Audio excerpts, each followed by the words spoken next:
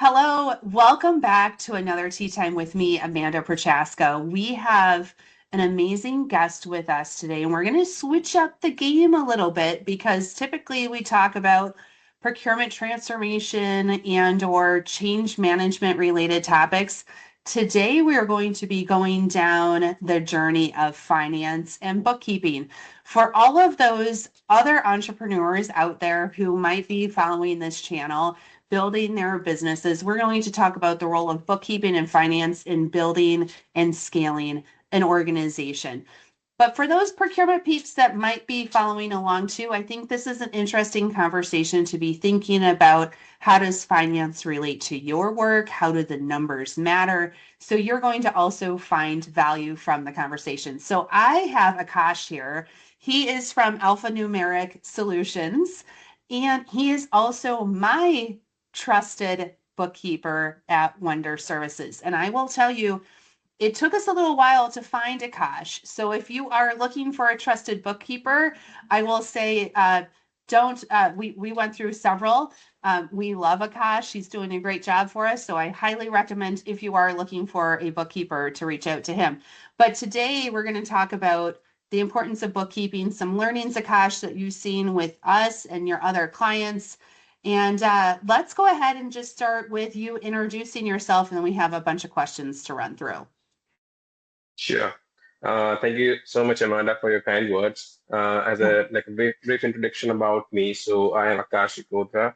I'm a qualified chartered accountant, right? And I have been working for as a bookkeeping, accounting, auditing, and taxation industry for like 9 years now, right?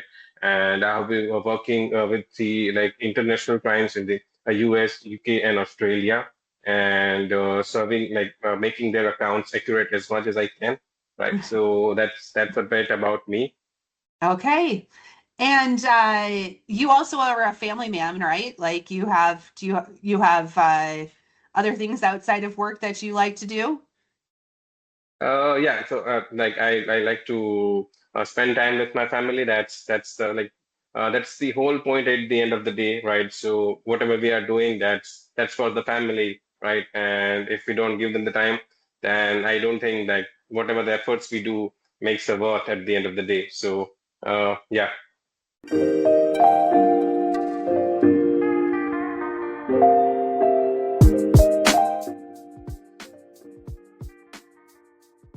All right. Well, okay, so quick question. I always love to understand people's journeys, right? Like I studied international political economics and now I do change management, procurement transformation services as a consulting founder. What led you to specialize in bookkeeping, and what do you love about the work that you do? Yeah.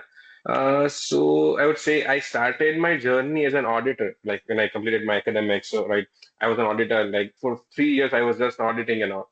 So when the books came to me, like when to get audited, right? So they are almost pretty messed up. So we are redoing on the stuff all again, right? So I found that like more than 50% of business owners are just relying on the bookkeeping like that are not accurate, and they're just looking for the CPAs to get done and things work on that, right? But I feel like when they don't look at the books on an accurate basis, they can't make a judgment to make the business grow, right? So Right. then I thought that I should go back in the pipeline and do the service as an auditor, but for the bookkeeping thing, right? So based on the books that they have in their records, they can make an accurate judgment. So I believe like whenever I do the books, I try to make it audit ready and like give the outputs to the business owner. So like they can just take a decision and make the business grow. So that is the reason I shifted from auditor and took a step back to bookkeeping. So let's say a child is studying with Mhm. a psychology professor, you Yeah. would say, right? So like he's gaining at the end of the day when he will grow up, right? He will be like the most talented and the most intelligent guy in college, right? So that Yeah. kind of philosophy I used to, and then I moved from audit to bookkeeping. Oh, I love that. I love that. And it shows in the work that you do. So I'm very appreciative of that. So can you walk us through, like, as a founder, or if you're running your own consulting business like ours, or you're doing other work, what are the biggest bookkeeping blind spots that these founders have? And I might be included in that. Yeah. So if we say like that, someone is starting a business, right? Then the first pitfall that someone would go into, right? It's a underpricing of their services or products, right?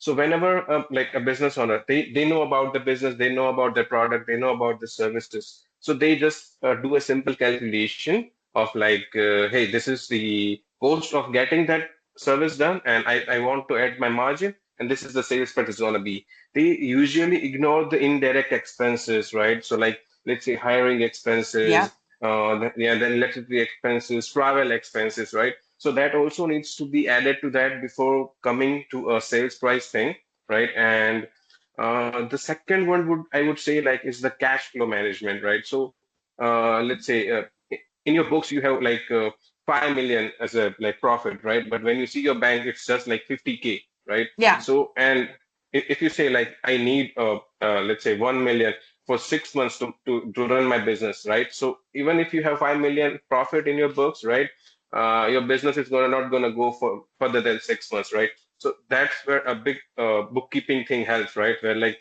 Yeah. okay, this is the cash flow statement, cash flow estimation that we need to make and to run your business for the next few months, right? And for the foreseeable future you need to like do the estimate, right? So that is the second one, right? And the third one, I would say, like the hiring thing, right? Whenever Yeah. you have funds, let's say you take a fund of like a million from an investor, right? So now you have the funds, and like overspending takes place in, right? So you hire something where you don't need that employee or anyone, right? So you're Yeah. just hiring the you're hiring experts, right?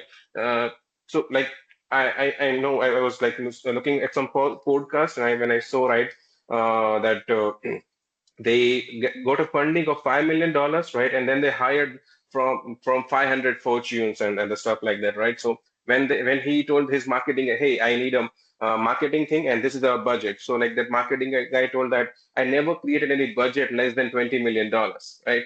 So he was able to afford that salary, but he was not able to afford the way he was working. So yeah, in that scenarios, you need to be a cost effective, right? When you're starting the Yeah. things, and you can't overspend because at the end it's the liability that you are creating for yourself.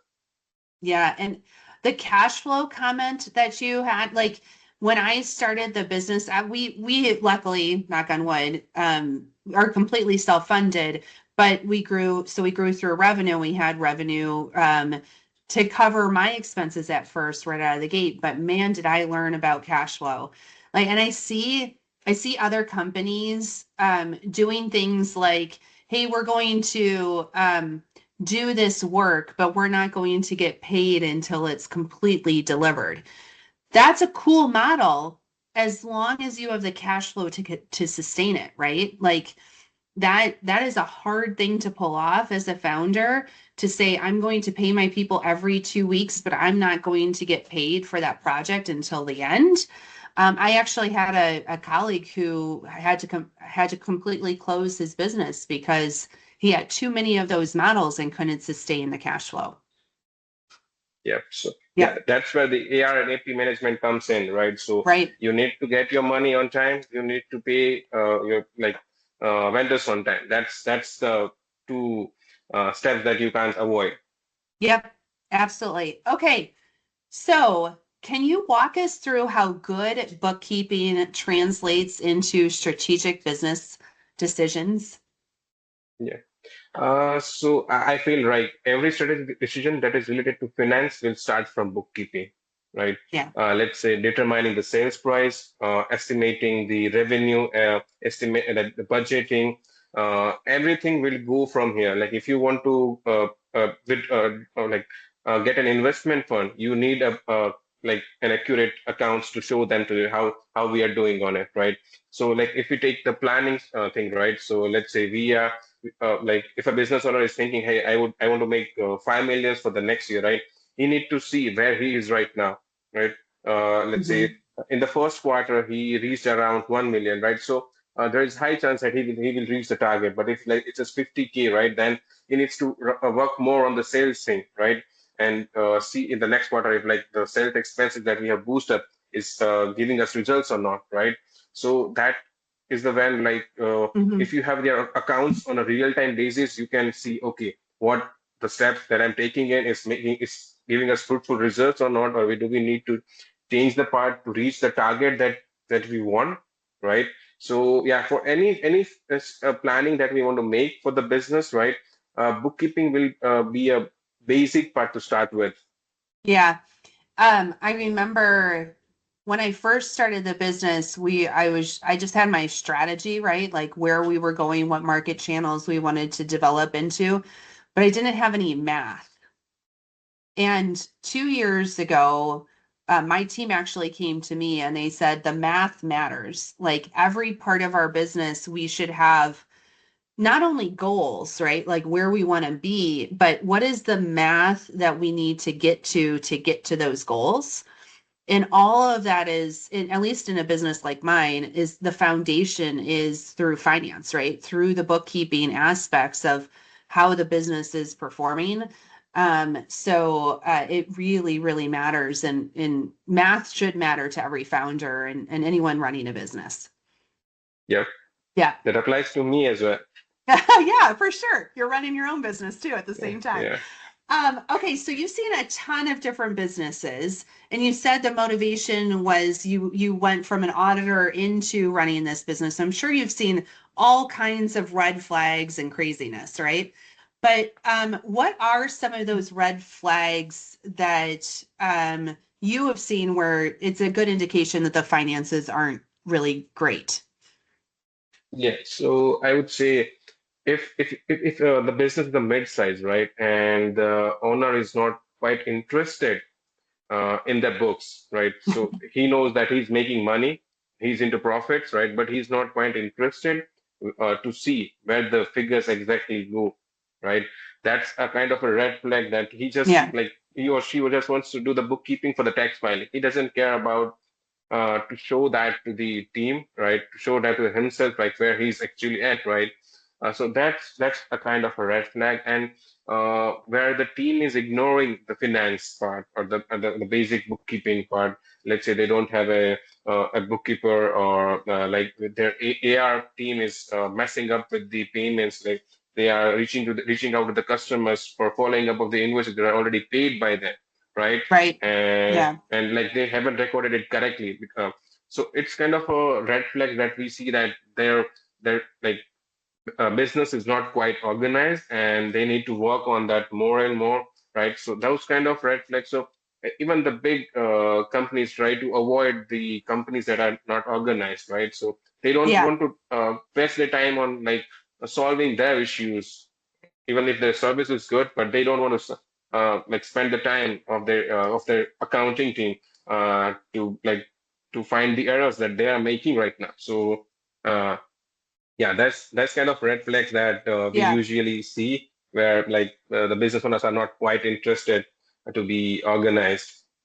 Yeah. And it's interesting too. We get asked often, like when we're engaging with a new client, and usually our clients are enterprise level clients. One of the first questions they always ask us can you scale into this opportunity? And our answer is yes, but it's because of that organization, right? Like we know that we have the foundation not only to support the teams that we bring in, but from a financial standpoint, scaling into a big project, you have to think through what does that look like from a finance standpoint? Like, do we have, if we're going to bring on 10 new team members and we have to pay them in 2 weeks, do we have the cash to be able to do Yeah, that? Right? Like, so that I love that point of being organized because that's the foundation. If you really want to scale and scale into opportunities like that, you have to be organized, you have to know the numbers, you have to have that strong foundation to build upon. yeah, Very cool. and you All will right, go ahead. yeah, and you will never be 100% organized. There will be always Yeah, a room totally. for improvement. Yeah. Totally. And you've helped us get more organized, which is great too. So, okay. So how do clients shift from reactive to proactive financial management, and why does that matter? Yeah. So it's quite difficult where the I would say the clients are reactive and we need to move shift from reactive to proactive, right? So, but I follow a few steps to get that done, right? So let's say if I onboarded a client, right, I give them financials analysis again and again and highlighting the stuff that is not making sense in their books, right? So maybe in a month or two, okay, they are looking at okay, this expenses are boosting up. He's following up on this with me, right? So once they start looking at the results on what we are doing, right, and then they start engaging. Okay, yeah, this is my saving my money. This I can use it for the business growth and all, right? So Hmm. gradually they shift from reactive to proactive, right? But the first step, if like they are not taking it, we need to take it. That okay, if you are not like don't know how this is gonna result us, right? I will show Yeah, you how this will help you to save money, right? So it's not only that you save money on taxes, it's you can also save your money in the business and make them grow without like compromising on the quality, right? So yeah. that's the way like the financial analysis and the reports are the main thing. They okay, yeah, this is the summary and this is helpful, right? So let me just have a look into it in 5 minutes. Okay, yeah, this is the point that can be discussed, right? So in that the way gradually that can be shifted from reactive to proactive. Okay, very interesting. Okay, so we have a few more questions here, but the one that I'm interested in is okay, so you hear AI all the time. AI is gonna Hmm. do everything, whatever. And it's going to change the game in a lot of ways, but how do you balance automation tools like AI or even some of the capability in QuickBooks or others with the human side of bookkeeping? Yeah, so I never thought like AI as a danger to any of the business, right?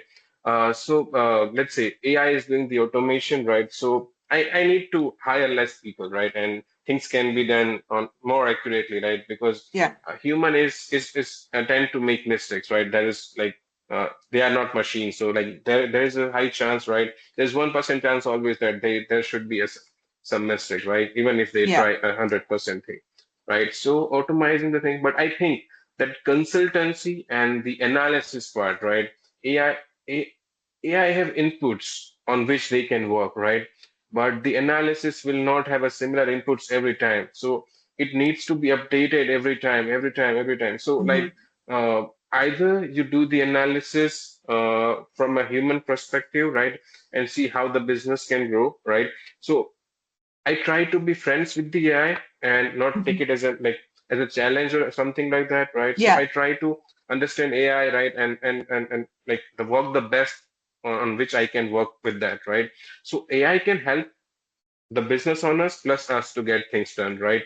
yeah, And yeah, so yeah, like AI is the best thing that is happening right now, and like the person only with we are who are applying minds right now would yeah. have more work and do the stuff that helps the business grow. Yeah, and I think that's the main point. You can leverage AI to do maybe more of the day-to-day Yes. items, right?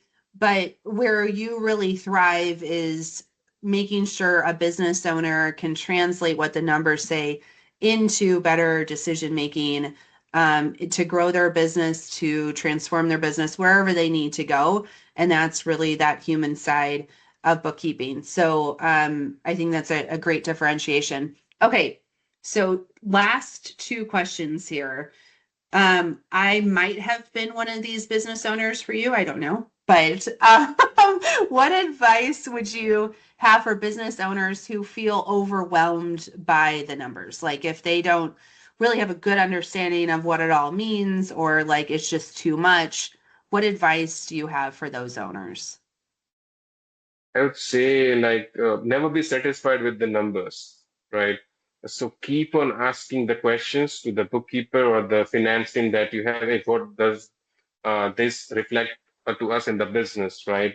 Yeah, Or else, let's say you boosted a revenue to the millions, right? So like celebrate it for a day, right? But don't get satisfied on that thing, right? So like uh, as we discussed that even if you have 5 millions in as a profit in that month, right, there is a high chance that you only have 50K in your banks, right?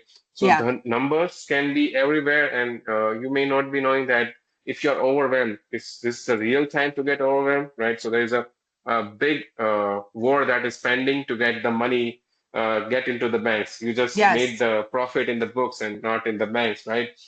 So yeah, like overwhelming can be good for a day, but not for a year, I would say, right? So Yeah. there's always a hustle that we need to do. Like if we are 5 million right now, we need to target for 50 million. We can just celebrate it for a day. That's the thing. Right. And sometimes, like we had, and this was early last year, we had a moment where I think we landed like 5 or 6 different projects at the same time, which everyone was like, oh my gosh, patting ourselves on the back, like celebrating, this is great. Great for the business, great for all of our team members and our clients. And then all of a sudden, one day I opened up our bank account and I was like, we're going to need to get a loan. We're because we were paying all of our people and payment terms are 60 days out, 90 days out in some cases. And so I was like, this is good to celebrate, but we have to continue to manage the business, right? Like Yeah. that's, and luckily we were able to, and we were, able to move forward and everything. But yeah, it's that being overwhelmed is not a good place. And I think if you're a business owner and you feel overwhelmed by your numbers, you need someone like yourself, a bookkeeper that can say, this is what you need to be worried about, or this is what you need to be thinking through. These are the watch outs that you need to have and have that kind of collaborative moment. So, all right.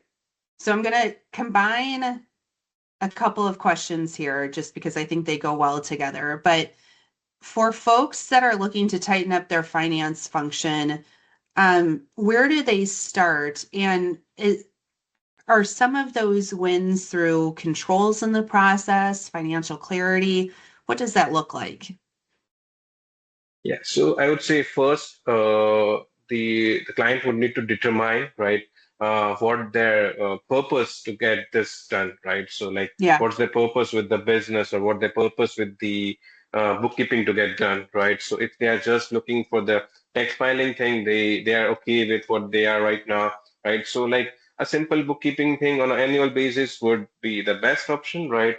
But if you are like on a growing stage, right, so you need to focus more on the automizing the tools, right?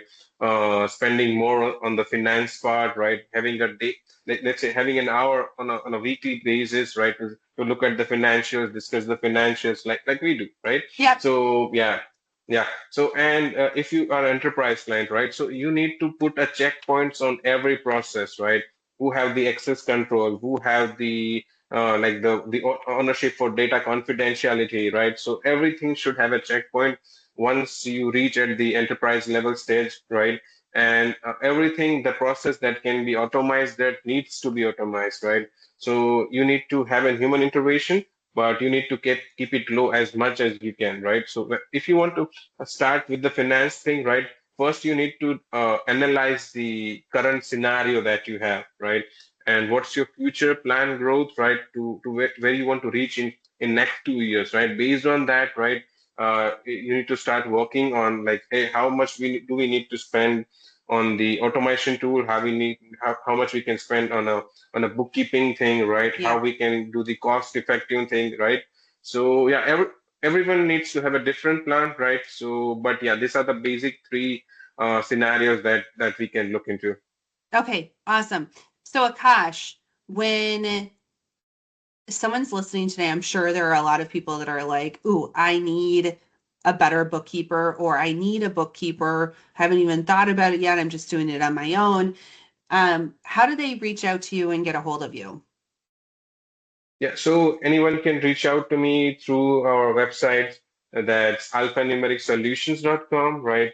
Or can email to me at the rate akash at the rate alphanumericsolutions, uh, right? And you can also reach out to my LinkedIn page. That's it's a simple C Akash Sikotra, right? So you can reach out to anywhere, right? So I'm active even on my social media, so right. So yeah, my name is quite different than the like I would say majority of the population, right? So if you just write Akash and the surname, right, you will find everything that you need to reach out to me.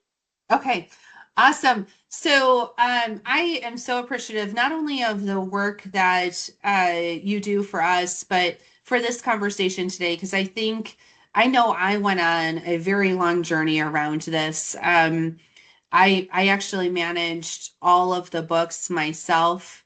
Um, Partly because I was not overly trustworthy of anyone else, because of some unfortunate prior experiences when I first started up another company. So I will say that I truly appreciate that you're bringing that value to not only Wonder Services, but you could share some of your learnings with our audience today. So truly appreciate it. We love bringing these videos to you. Most of the time, we talk about change management on Tea Time or procurement transformation, but love bringing topics to our audience that broaden our horizons, like the one today. So, Akash, thank you so much. Have a wonderful day. If you loved this video, please hit the like and subscribe so you can keep in contact with us in the future. With that said, Akash, thank you so much. Thank you, Amanda. Have a nice day ahead. Thank you, guys. Bye. Signing Bye. off.